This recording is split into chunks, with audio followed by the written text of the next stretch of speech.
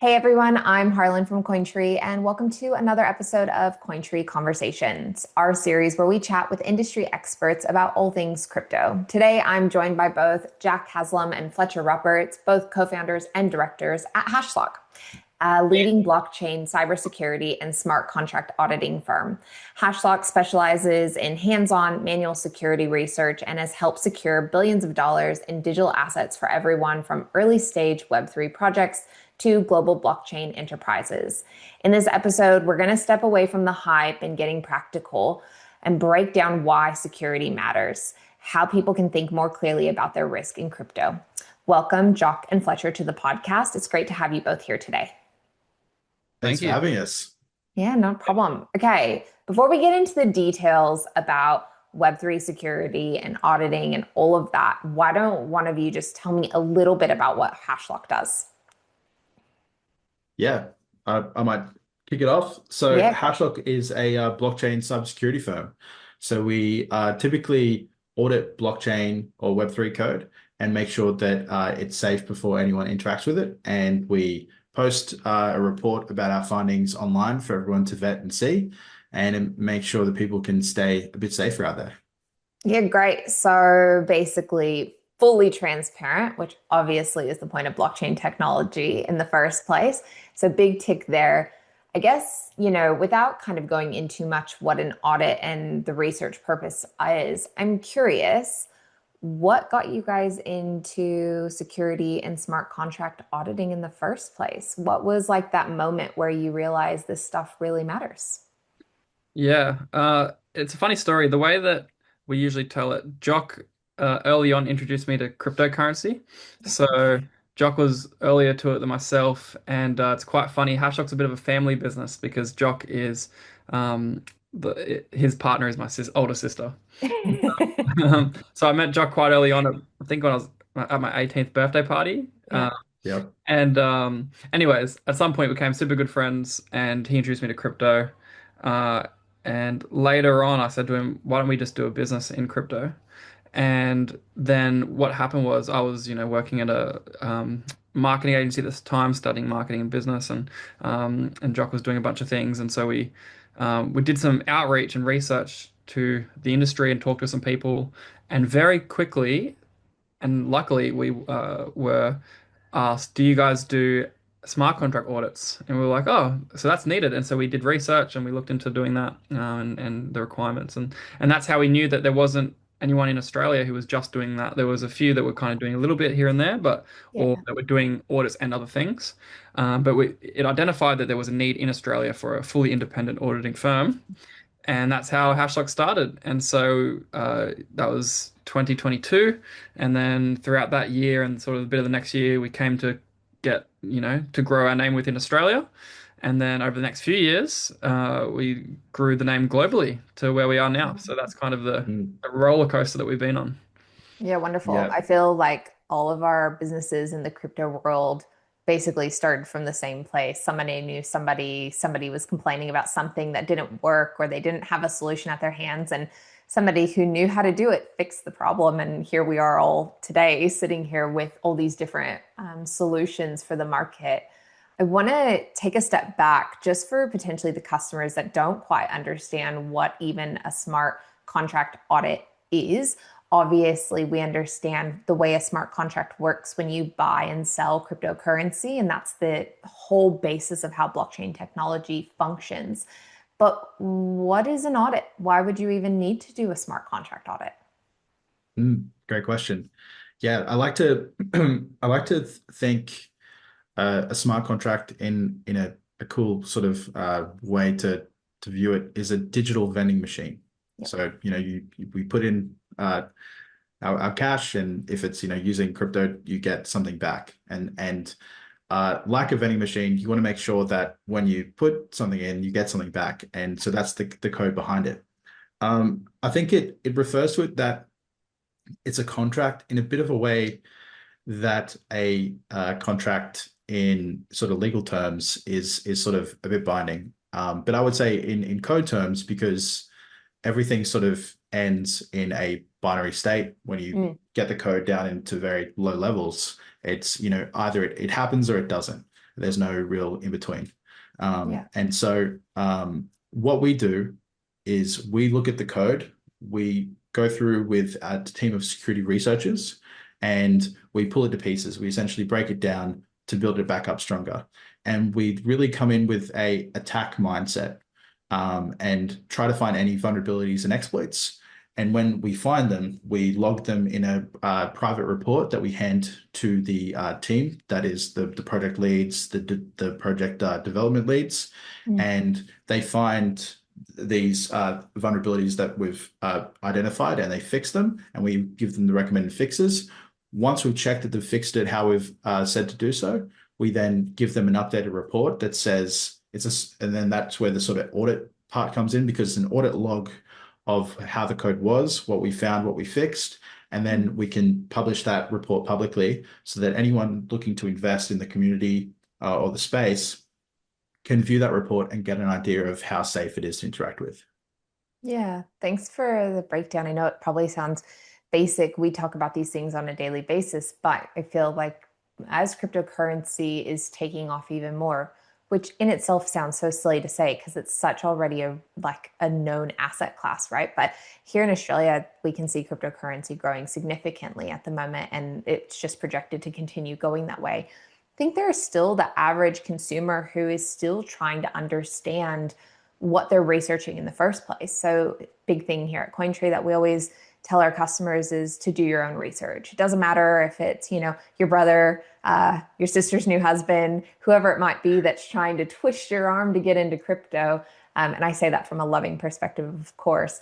But at the end of the day, you need to understand how it works for yourself. So that's something we always kind of preach, I guess, is do your own research. Make sure that you know what you're getting into. Make sure you know what you're buying. The difference between Bitcoin and potentially a meme token or a celebrity coin and all those different pieces.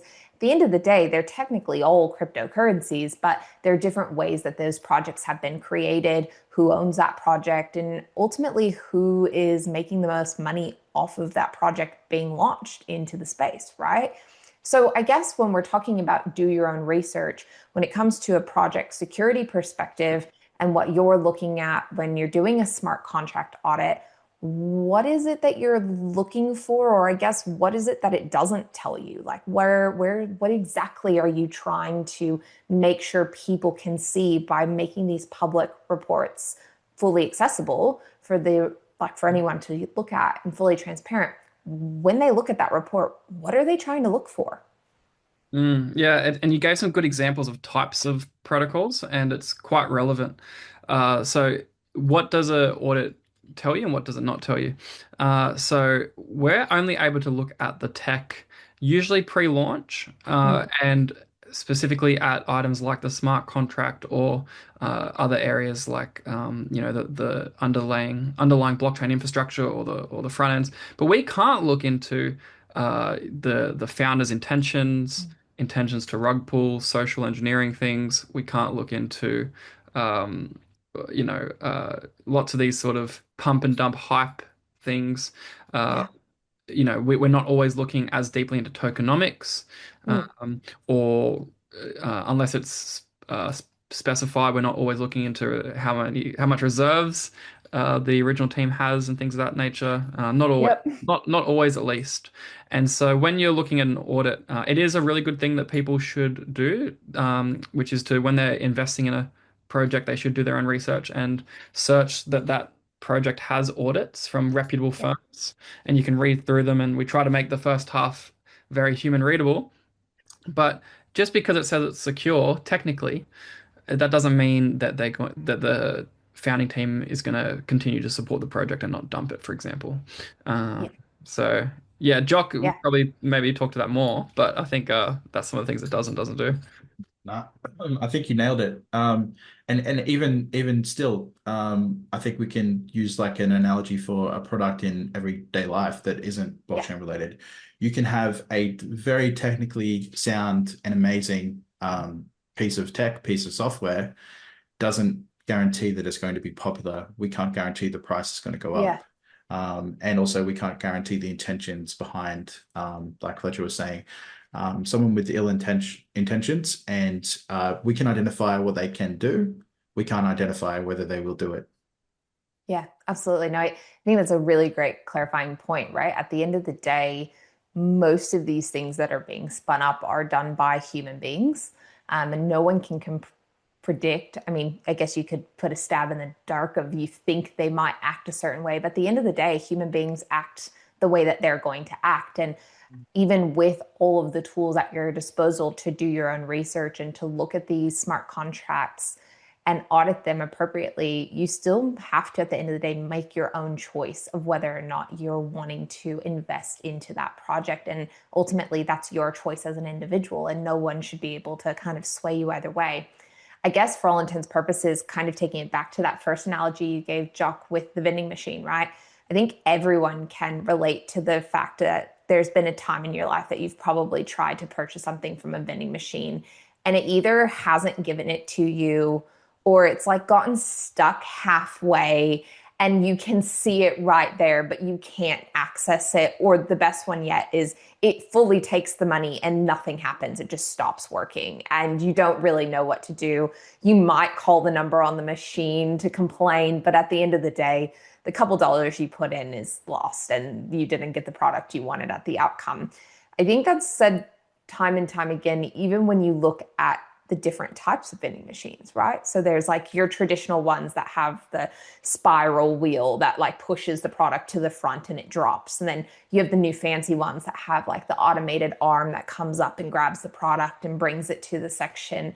And even within that, as a social construct, we all kind of look at those different types of vending machines suspiciously, right? Like that type of vending machine, we kind of look at it and over time you've been like, nah, I haven't gotten my product out of that one with the new fancy arm. They always break. I'm not using that one. I'm going to use a more traditional one that I'm used to using. Cryptocurrency, smart contracts, they're the same way. I know it sounds a bit silly, but we kind of tell people like you kind of got to go with your gut instinct of things. If you've seen this behavior time and time again, and you're looking at all the things and it's kind of telling you the answer should be no, and you think that, kind of just follow that intuition. And I think that's kind of how smart contract auditing goes hand in hand with what you guys are saying is there's only so much a smart audit contract can tell you. And there's only so much research you can do with what is available to public knowledge at the end of the day. And so I think that what I'm trying to get at here for an average everyday customer is how they can use those things to support those decisions. So I guess without naming a specific project, what is like a super common mistake that you see when people skip proper research? Like what is something that happens in that arena? Yeah, I, I just want to touch on the vending machine thing too first, because that you brought up something really cool. The best thing about us auditing the smart contracts is almost we get to fix the worst aspect of a vending machine, which is we get to identify like the exploit around how it functions. Yeah. And so if a smart contract is properly audited, you will never have that instance where you put money in and you don't get something out if it's working properly. And that's sort of, I guess, what we identify. Because that's the one when there is an exploit that goes missed, and let's say everyone is left in the dark, that's the one that affects everyone. So if some big exploit is missed and the funds get hacked, the founders are left in the dark, the project leads left in the dark, and the community is left in the dark. So that's like the worst one when it comes to try to remediate. But I guess what people miss the most, it's hard to say. There's a lot of little like vulnerabilities that are like categorized. So you have like integer overflows and underflows. You have front running ability but all those sort of vulnerabilities and exploits that are categorized are somewhat easy to find by automated tools. So what we specialize in is manual analysis. And obviously we use all the automated tools. We also build automated tools. So we have like a really cool automated tool that's free to use at the moment. But the best thing, and we will always say this, even though we build those tools, the best thing is getting as many human eyes on lines of code as possible, because we always find with every single report that we've done, one high, which our rating system is high, medium, low, informational. High means that it would essentially drain funds from the and break the functionality of the contract. So it's pretty crazy that every time we engage with a client, we find one of these. And that's found through like something that is a niche vulnerability that generally doesn't exist yet. So it's because a lot of people are trying to innovate when they create these protocols and Yeah, of tokens and course. different dApps. And when they innovate, they build something that's new, but they also build a new vulnerability that hasn't been identified yet. So that's why we really need to get those like humans on there. For example, we had like a, a betting platform that was Yep. crypto backed. And Yep. one of the security researchers like chucked a test bet on and just waited after he lost the bet. And he waited like 24 hours and then the contract just paid him out. So there was like a time function. And that's something that, you wouldn't find within any Yeah. general thing, but it's unique. And that would have been obviously really bad if the Really the bad. project went live with that. So yeah. Yeah. Can I just vent on the vending machine thing as well? The other day, Yeah, go for it. oh, just a funny thing. The other day, I bought a can of drink from a vending machine. It was an energy drink, and it Yeah. was on the top row. And you know how there's vending machines that go up and grab it? This Yes. one was just the one that pushes it out, and I'm like, why are there fizzy drinks at the top row of the one that just pushes it out and it falls and it just like goes So everywhere? that's what we don't control. That's a great analogy as well. So the human element that stacked that Exactly. that chose to put that at the top, we can't control that. Yeah. Yeah. Yeah. And the worst part of that, like for context, I know probably too much about vending machines that I shouldn't know about, but that's a whole other conversation. But sometimes the person who has to put the items into the vending machine doesn't actually get a say on where they go either. So some vending machines are pre-coded.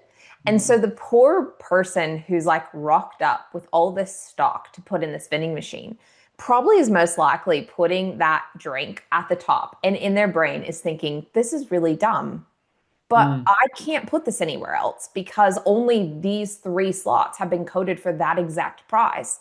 And if I move it, I don't have the ability to change that. And this sounds like a crazy analogy, but to me, this is a really key thing when projects change founders and projects change dev teams. And that information isn't always public. And I think that is a huge piece of contract auditing that's so necessary because code is only as good as the person who built it and understood it. And sometimes when you have a change of hands on projects and people start adding to something that was already built or trying to change something that was already built, there are large vulnerabilities that they're unaware of. And it's not because they're not capable of understanding it. I'm not putting anyone down. It just is the nature of the beast. People are up against deadlines and timelines. They write in a piece of code and it completely undermines something else that's already been written by another person that they didn't really understand because they didn't write it. And I think that's a huge part of smart contracts that are really important because some of these projects, they change hands multiple times before they actually go live. And they've got multiple people working on it. And that's just kind of the nature of the game is it might not even be from malicious intent. It's just someone who didn't know any better when they wrote it and an accident has happened. And so just like Fletch, you experienced a really like, yeah, technically you got your drink. That's not the Mhm. problem. But the process of getting it was flawed. And that's kind of, I think, another piece of this that people kind of don't understand is how much technology building actually goes in the background of these projects. And that having a person audit them that has no vested interest of whether or not that project succeeds or fails, which is a really important piece here, Yeah. which Hashlock does really well because you guys are independent. So it doesn't, for you, you're auditing it from a point of making sure that people have the information they need. You're not auditing it because you're trying to make sure someone doesn't buy into a project because you're pushing another one yourselves. You guys don't push products. You're just providing the information, which is a really key piece, I think, when someone's looking into researching these projects. It's huge. And 100%. on that independent thing, it is a really important part of what we do because there's a lot of development firms who might offer audits Mm, or uh, teams that will just throw in audits as one of their services. yeah. But the industry is kind of established that the best, most renowned, respected auditors, and luckily, we are considered among them. Mm, They just do Web3 security and audits. That's it. We don't build stuff. We don't do anything else. We are a Web3 security team. And so Yeah, it's great. really critical that that's the case because, like you said, otherwise Jock always likes to say you can't check your own homework. So yeah, you have to avoid those biases. Yeah, absolutely. Okay, great. I'm going to shift gears slightly to a kind of like a pet peeve of mine in the crypto space, which is just like understanding crypto research. And I feel like with this day and age where social media is, and especially the use of AI, and like I won't name any companies in particular because I don't want to give any of them light, but obviously there's been a lot of image tools that have been released in the last 6 months, and they are gaining a lot of traction. You can now use AI tools integrated with some social media platforms to essentially kind of spin up whatever you want. So for us at Cointree, we have a lot of warnings to customers about relying on just social media posts for your research themselves. Recently, I've even seen like some of the social engineering aspects that have come into some of these coins being launched, and they actually hire a set of influencers to do a post about a project, hoping that it kind of drives the craze, people buy in, and then it's obviously a rug pull situation and people are left in the dark. Obviously, that's worst case scenario. Best case scenario is you actually do find someone that's really quite intelligent and has really good information, and you can trust their research and you can follow it, and you might make some profits off of that. When it comes to specifically social posts claiming validity about a project in relation to the contract, do you guys have any stories or risks that that people kind of commonly put out that people could fall for in this space? So obviously there's like the classic, politicians claiming they've purchased Dogecoin and, that sort of thing. That's like the common stuff. But I'm talking, I guess, about that deeper level where maybe the project engineers are the ones doing the social media posting, making claims about the way a technology works. And potentially that's the opposite to what an audit would show. What does that look like, I guess? And how does someone understand that that could not be true? Hmm. It's a it's a hard thing to do. I would say if you're researching on social media, that's only one layer of the research that you need to do as part of that. Do your own research. Yeah. And you can use that to sort of validate. Some platforms have like when the account was created, Mm. and I think you can then use that as like a means to scroll back, look through how long have they been sort of posting, or if they have like influencers that are posting about it, how reputable is that influencer? Have they just started? What other coins have they promoted or projects have they promoted that have gone either good or bad? So you Yeah. can use that as like one layer of the tool. But I would say one of the first things to do if it's a coin project, DApp, you name it, and not just, I guess, shilling us, Yeah. would be type in the project name into Google and then type audit and then see if they have an audit. And generally you will see like every sort of coin project that is like on the top, 50 or even just new ones, they will have either at least one, but generally multiple audits from different firms a lot of the time. Um, and I would just go one layer deeper. If they only have like one audit, then you can start looking at, okay, well, who was the audit firm? Because unfortunately, there's no regulation or legislation around what constitutes a smart contract audit or the firm that is actually constituting it. So it's purely based upon reputation. There's cool resources. One is rekt.news, so that's rekt.news, and that has a leaderboard of the biggest DeFi hacks in our industry, and it has whether the project was audited, and if so, who audited it. So you can use that as a means to sort of judge, I guess, the validity of the firm that did the audit. But I Yeah. would say don't be too harsh because there might be firms that have, been around for 6 to 8 years that have one or two misses. I wouldn't Yeah. say that's a bad thing. Although we don't have any misses, just a quick shout out. Um, but if for example it's a firm that's only been around for a year and they have 20 misses, then maybe they're not the best at what they do. Yeah. And so I would just use that. But then again, I would go one layer deeper than Okay. just just seeing, okay, so and so was audited by this firm. Look at the report and just check that everything looks good within that report. What used to be when we started that it was sort of a rare thing that you would have an audit report that had, I guess, human readable pages within it. Because when we were sort of doing an R&D before Hashlock started, we were looking at audit reports and being like, unless you have 4 to 6 years of solidity, like dev experience or like coding experience, this is going to be really hard to figure out for a normal end user whether or not this is safe to use because it's just all technical jargon and coding stuff. So we like put within our report, like the first half is very human readable for people that aren't super technical. Maybe they're just, the average community investor. And so now that seems to be a bit more of the standard. So Yeah. just have a look at the report, view that one page in there that says like the security and whether it's good to go. And that just gives you more bearing towards, is it safe to interact with? Yeah, no, thanks. I think that's a really great understanding. And obviously, like I can shill your product for you. Obviously, we can speak to the fact that your guys' audits are never amiss. And the fact that we definitely have used your audits to look at things in the marketplace. Obviously, as an exchange, we get people every day claiming that they've created a new project in the Web3 space.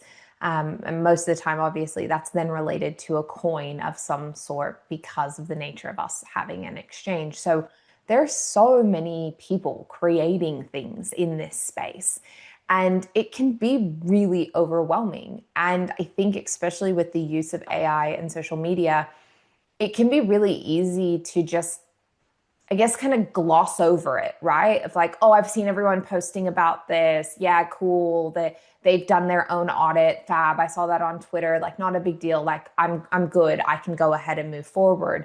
And I think just regardless of what it is in this space, it's taking that time to slow down just a little bit, just to validate anything. And like you guys are saying, it doesn't need to necessarily be through Hashlock. Obviously, you guys have like some of the most comprehensive audits that I've seen in the marketplace, and they are user friendly. So when I was brand new to crypto, it was very helpful that I could understand what the heck this thing was saying and what it was referring to, and then kind of do my own research from there. But then at the same time, if you are someone that's more technical savvy, you'll be able to see kind of, I guess, the guts of the project and what that actually means. So both versions is really important.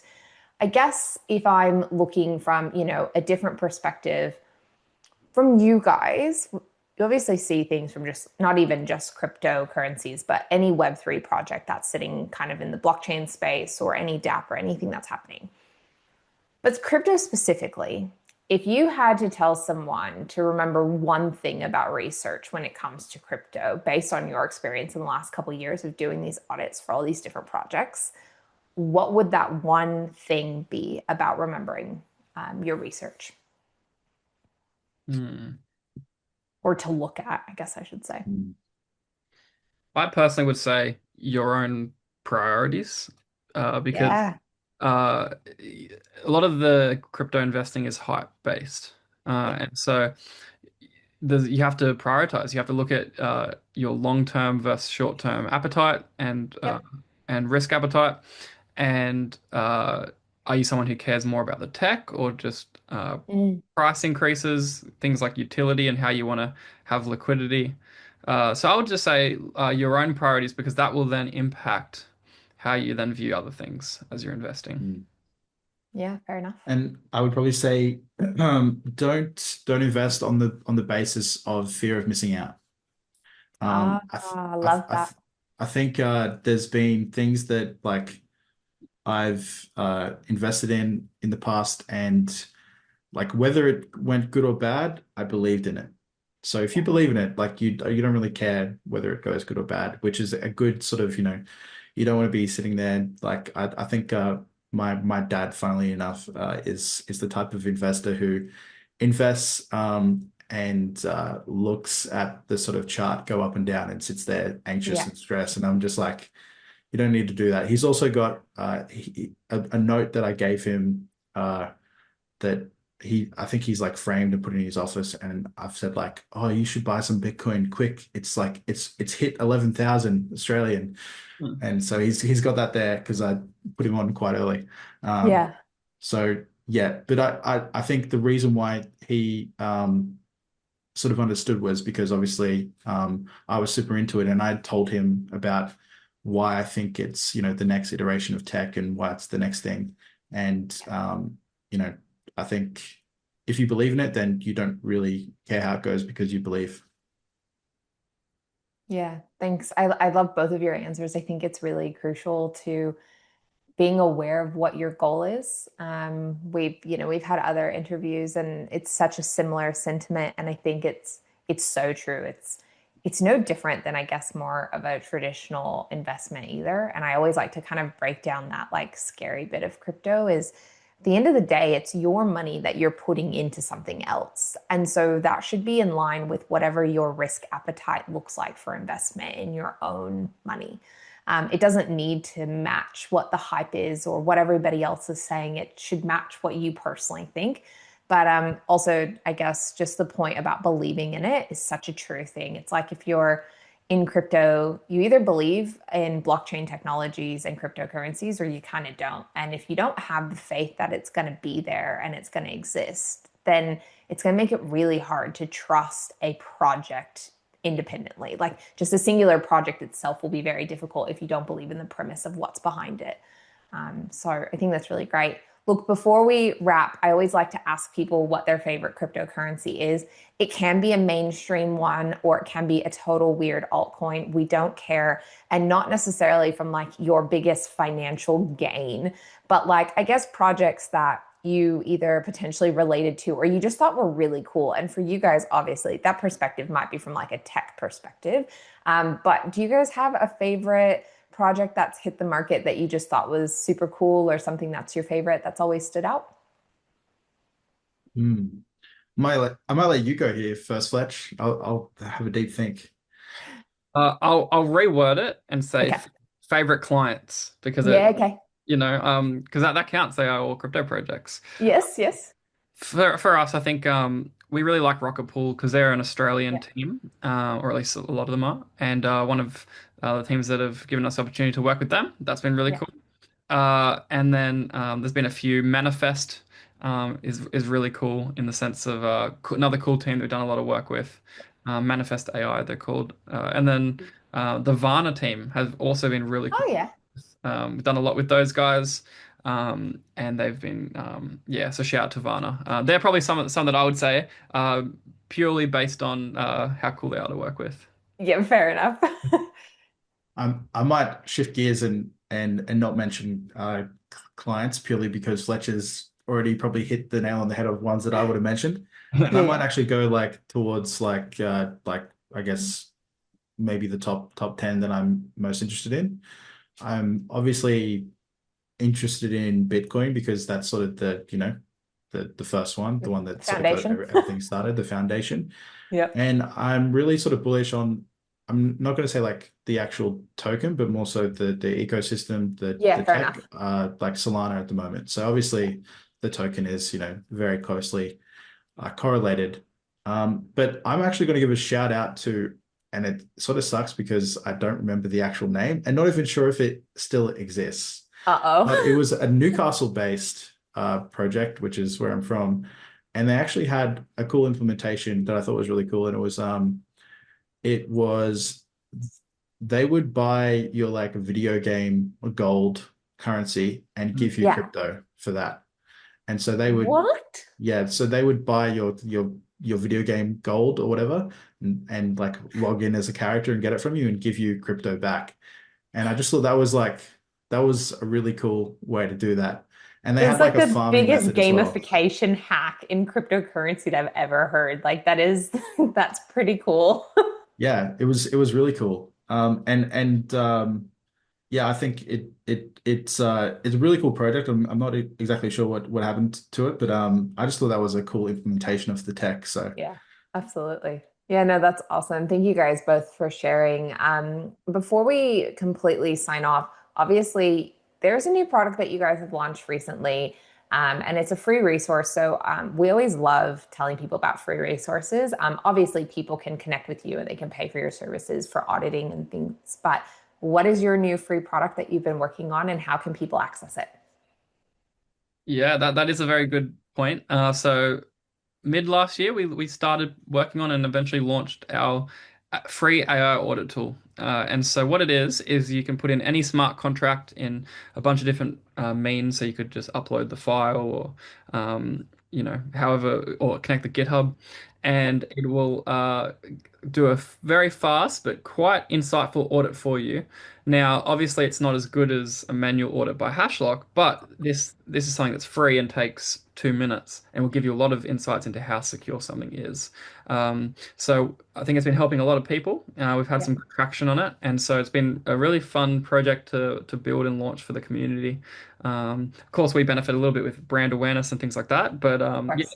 it's been But it quite also costs us a bomb to host. yeah, exactly. But it does definitely, but it's worth it. And so if anyone's listening and wants to try it out, aiaudit.hashlock.com, go there and chuck in some contracts that you're thinking of investing in or using, and it will tell you what it thinks of it.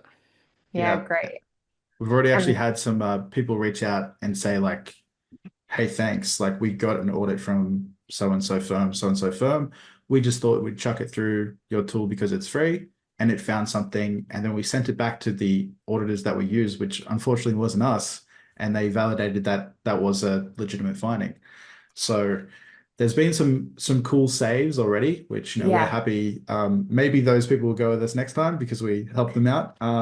But if you use the tool as well, I would just say keep an eye out on the Easter eggs that we have when your scan or audit on the tool is loading, because there's like some funny little lines that happens like a video game while you're waiting for it to load. So there's some oh, sneaky that's ones so that good. are like rare to find that I've like put in there personally. So let us know if you Oh, find that's them. so good. Oh gosh, you can tell that all of us have dealt with these projects for such a long time, and we know like the waiting game of trying to get information. So we just make it more entertaining because we wish that that would have existed when we were doing these things. 100%. Oh, that's so good. Thank you both so much for being here. That's it for today's episode of Cointree Conversation. A big thanks to both Jock and Fletcher from Hashlock for helping us cut through the noise around research and security and what really matters when it comes to cryptocurrencies. If this helped you think a bit clearer about risk and trust, give the video a like, follow for more conversations like this. We'll be back with more industry voices and real world insights. Thanks for watching and see you next time on Cointree Conversations.